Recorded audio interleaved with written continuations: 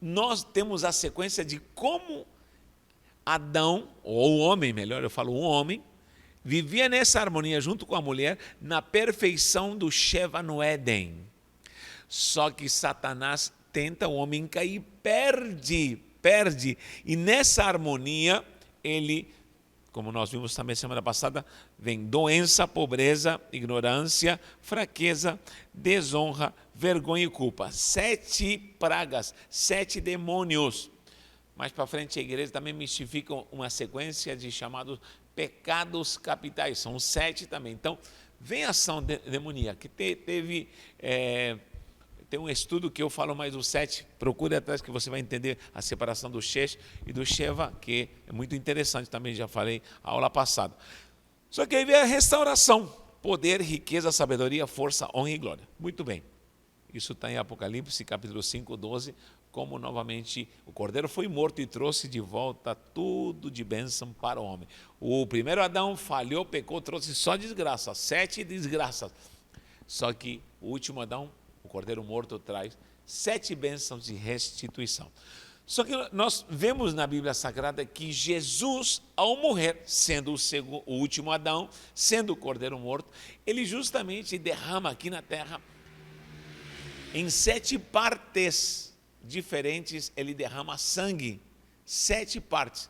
Só que cada parte que ele derrama sangue, você vai ver uma significância muito sobrenatural. Preste atenção nesse estudo, por favor. Em primeiro lugar, vamos começar. Eu vou fazer um pouco fora de ordem, depois vamos colocar tudo em sequência para você entender melhor.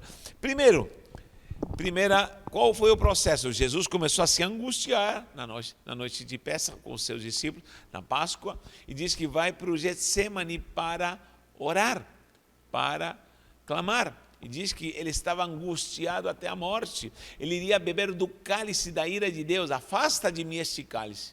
Era o próprio Deus que estava martirizando o seu filho, porque toda a ira do pecado contra a humanidade estaria sobre ele, e ele o abandonaria, porque estaria carregando o teu e o meu pecado. Louvado seja o nome do Senhor. Então, a primeira coisa que acontece, ponto número 1, glória a Deus. Hematridose, eu vou escrever aqui, hematridose. O que é hematridose, para quem não sabe? É o suor nas gotas de sangue, suor, vou colocar, suor. Diz que ele começou a suar gotas de sangue. Procure isso em Lucas capítulo 22, 44. Lucas 22, 44, perdão.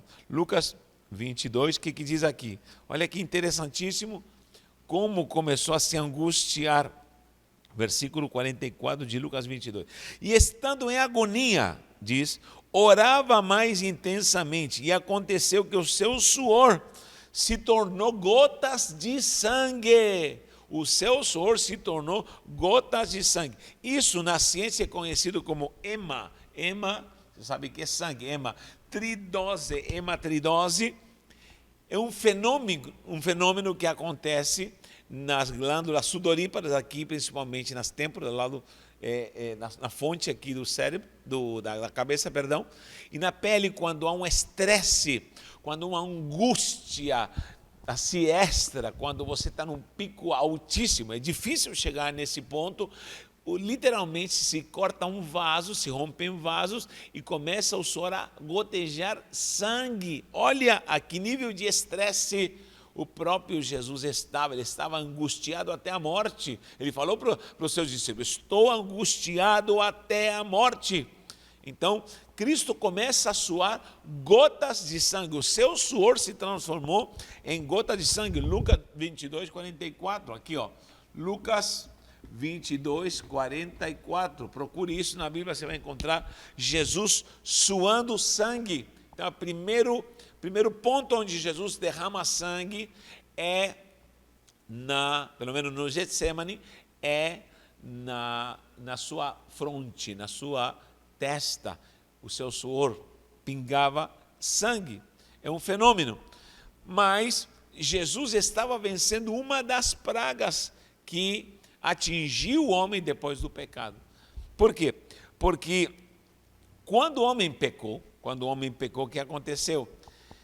ele saiu de ser o gestor do Éden, saiu da harmonia do Éden, saiu do Sheva, da perfeição do Éden, e ele tinha tudo. Imagina, Adão tinha milhares de frutas, era o gestor, ele dominava tudo, ele podia fazer o que ele queria ali, é muita bênção e muita glória. Agora ele sai e Deus dá uma condenação para o próprio homem. Ele fala assim que a partir de agora você vai, em Gênesis 3,19, olha o que diz Gênesis 3,19, você vai ter que suar para se manter. Diz, e diz, a partir de agora, diz, e no suor do teu rosto comerás o teu pão, até que te tornes a terra, pois dela foste formado. Você vai ter que suar, você vai se tornar limitado. Agora não vai ter abundância, não vai ter glória, não vai ter somente extração de uma harmonia, de um Éden precioso. Agora você vai ter que suar, rapaz. Agora você vai ter que sofrer. Veio a limitação da pobreza. O que acontece? Na pobreza, o homem foi condenado mais pela hematidose, pelo seu suor. Jesus estava dizendo, eu estou suando sangue, e com meu sangue estou curando o homem da sua limitação, do suor que o leva à pobreza, a arar a terra, a sofrer. Adão era rico, agora se tornou pobre, vai ter que ralar, vai ter que suar. Ah, mas o trabalho é bênção. Sim, Deus te abençoa no teu trabalho. Ele te abençoa porque você é um homem temente a Deus. Mas o fator do homem sair do Éden e agora ter que suar se tornou uma limitação. Agora ele não tinha comida, tinha que plantar. Agora não tinha a bênção da abundância. E agora ele tinha que sofrer. Olha o que diz a palavra do Senhor em 2 Coríntios. Em 2 Coríntios 8:9. Olha que coisa riquíssima. Como ao suar, Cristo estava entregando o seu sangue, através da hematidose, para nos libertar de toda a pobreza. Aqui não é somente pobreza física, mas é pobreza espiritual, pobreza emocional, pobreza, decadência do homem na pobreza do pecado. E hoje o Senhor te faz próspero, riqueza, abundante riqueza da sua glória. 2 Coríntios capítulo 8:9 diz assim, pois conheceis, vou ler o 8 também, não vos falo na forma de mandamento para provar pela diligência de outros a sinceridade do vosso amor, pois conheceis a graça do nosso Senhor Jesus Cristo, que sendo rico, se fez pobre por amor de vós, para que pela sua pobreza vos tornasseis ricos. Então, a riqueza não é ter bufunfa, como muita gente só quer prosperar financeiramente, não é essa prosperidade que eu estou falando. Estou falando da prosperidade, em primeiro lugar, de tirar a amargura, a pobreza do mal, a pobreza moral, a pobreza espiritual e também a pobreza material e física, porque quando você é liberto para uma riqueza espiritual, até onde você coloca a mão, Deus vai te prosperar. Então, quando ele estava suando gota de sangue, no primeiro ponto que estamos tratando, são 7, você vai ver o sangue purificando e tirando o demônio da pobreza, da limitação. Então, Cristo se fez pobre para poder nos enriquecer. Abra sua Bíblia em Efésios, me acompanhe aí, por favor. Em Efésios capítulo 1, ele já começa a declarar, Paulo começa a declarar de uma forma linda a glória que nós temos em Cristo. No versículo 3 diz, bendito Deus e Pai de nosso Senhor Jesus Cristo, que nos tem abençoado. Abençoado com o quê? Com toda sorte de bênção. Querido, quando Jesus suava gotas de sangue, ele estava nos dando o direito a ter acesso a toda sorte de bênção. Escute bem, você está precisando de uma bênção específica? Todas as bênçãos já estão direcionadas a você, estão nos lugares celestiais em Cristo. Aqui diz claramente, nos tem abençoado com toda sorte de bênção espirituais nas regiões celestiais em Cristo, assim como nos escolheu nele antes da fundação do mundo. Então, Deus, antes da fundação do mundo, já escolheu você para te prosperar. E todas as bênçãos que você necessita nas regiões celestiais já estão direcionadas até você. Já estão direcionadas. Você em Cristo tem que resgatá-las.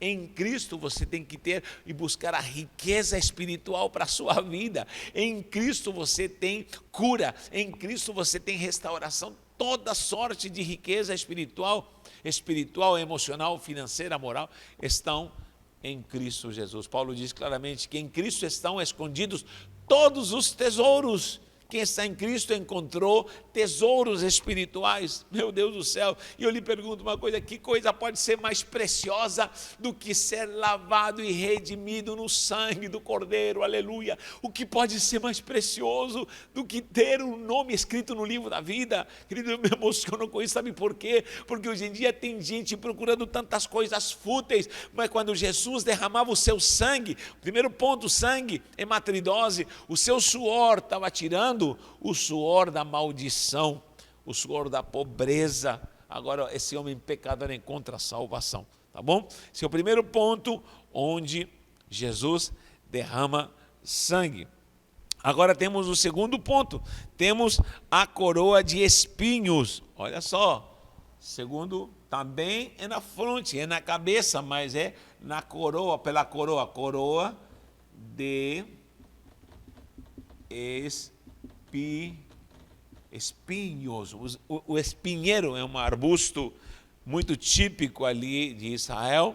Na minha terra, no Chile, tem muito espinheiro. Eu me lembro que havia espinheiro que tinham espinhos de um tamanho assim, mais ou menos de 10 centímetros.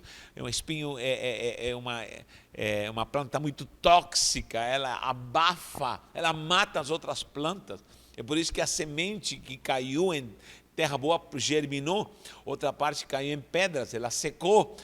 Da beira do caminho, as aves, que é o próprio Satanás simbolizado ali pelas aves, tomam a semente, mas a que nasce entre espinhos cresce, só que os espinhos a sufocam. Então o espinheiro é um símbolo da ação satânica maligna contra a perfeição do Sheva, contra a perfeição da harmonia de Deus.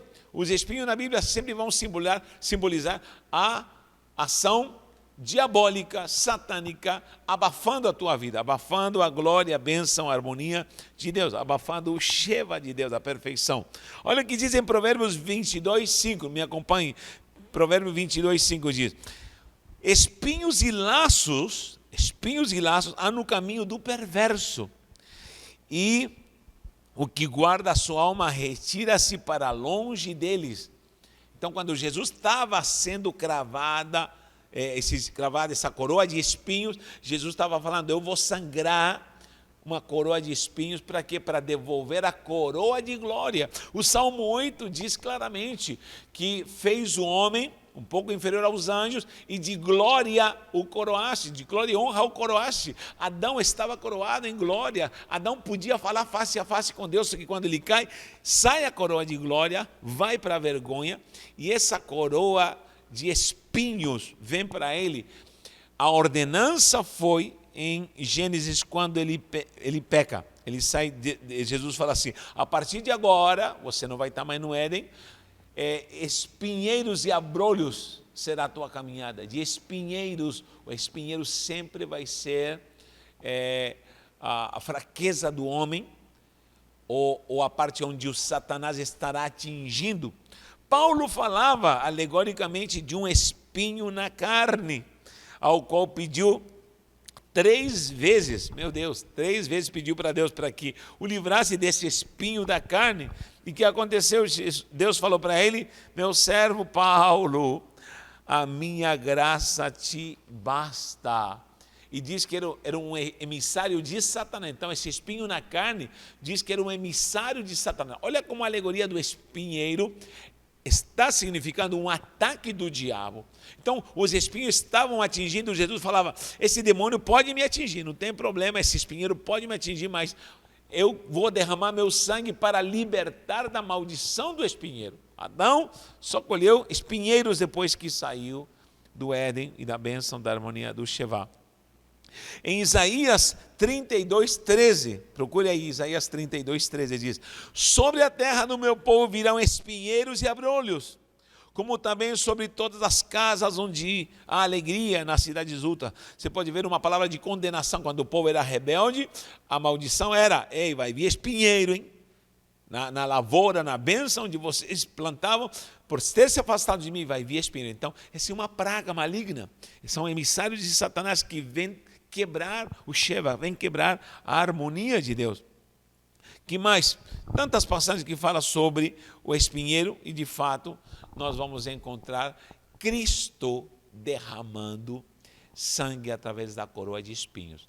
Havia um costume no passado, muita gente diz por que Jesus permite colocar a coroa de espinho, porque essa coroa de espinho na verdade é de Satanás. Essa coroa de espinho é a simbologia da opressão de Satanás. Quanta gente oprimida na mente, quanta gente transtornada, quanta gente com pensamentos maquiavélicos, demoníacos, porque está oprimida pela coroa de Satanás, o espinheiro. Havia um costume, quando um rei vencia outro rei, o que ele fazia?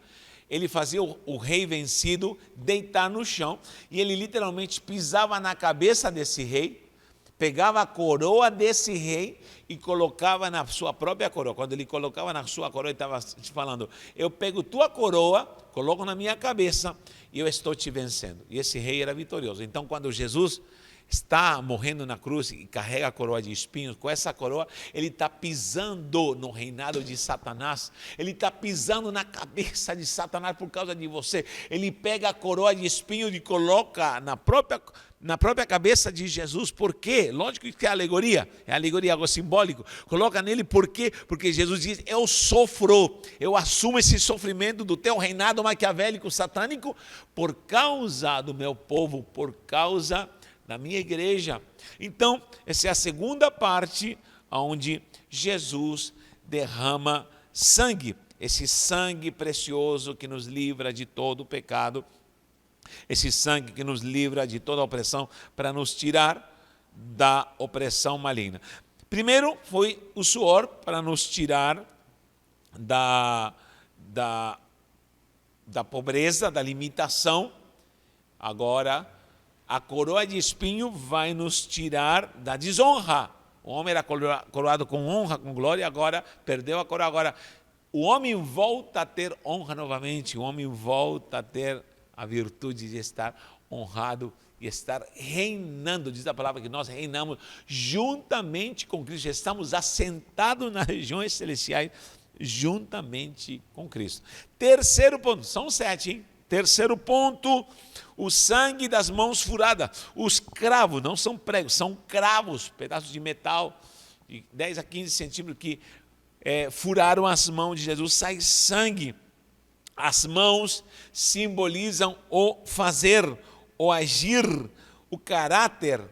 Né? Quando a palavra diz de mãos limpas, não está se referindo às mãos que tem que estar limpas de sujeira, não, está se referindo a um caráter limpo.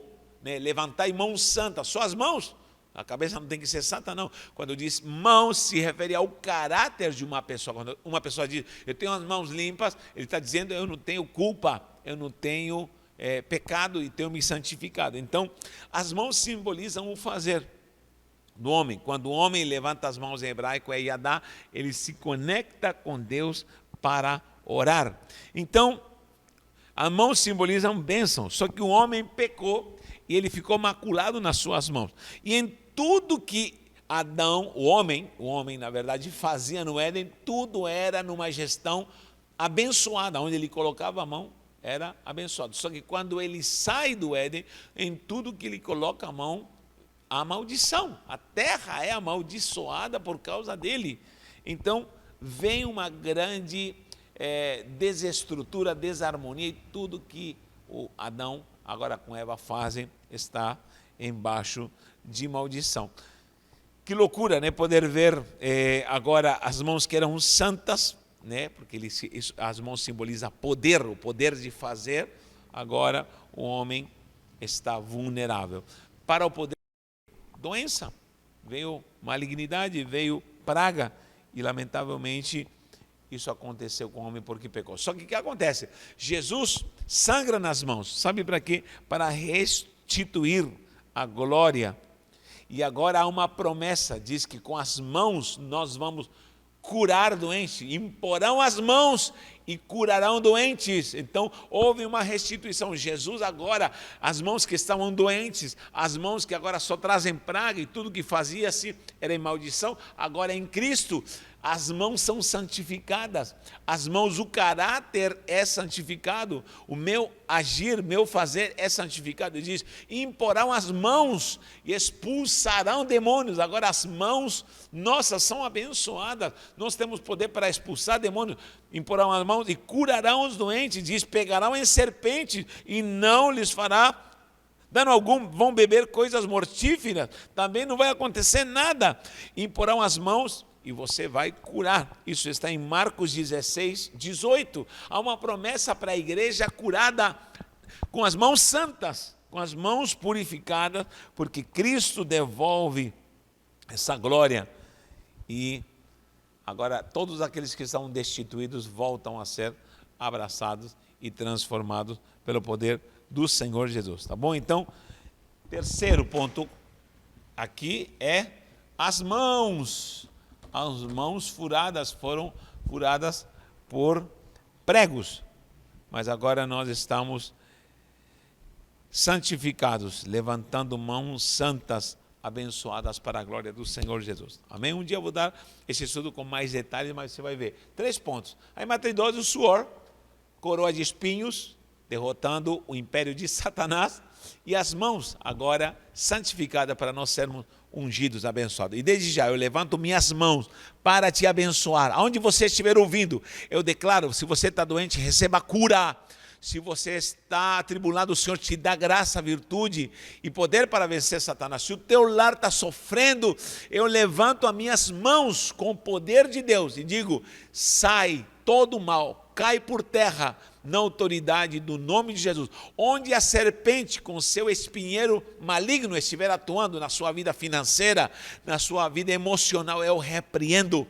Eu tenho sentido muito de Deus, de orar por um espírito chamado homicídio. Muitas pessoas matando e também suicídio, pessoas se matando. E eu repreendo, se há alguém que está sofrendo por esse poder maligno, com o espinheiro entrando na tua mente, falando, se mata, acaba com a tua vida, eu repreendo, eu levanto mão santa, e você que está em casa, levante a sua mão e repreenda dentro da sua casa, levante suas mãos e tire todo o poder de Satanás. Os 7 demônios não vão te atingir, a oposição contra a glória e a harmonia de Deus não vai ser, essa oposição não vai ser vitoriosa. Jesus já a venceu na cruz do Calvário. Que Deus te abençoe, eu te amo e creio que Deus já está trabalhando na sua vida por essa palavra, em nome de Jesus. Até sexta-feira estaremos juntos, adorando a Deus e adentrando na profundeza da palavra de Deus. Um abraço e um beijo no coração.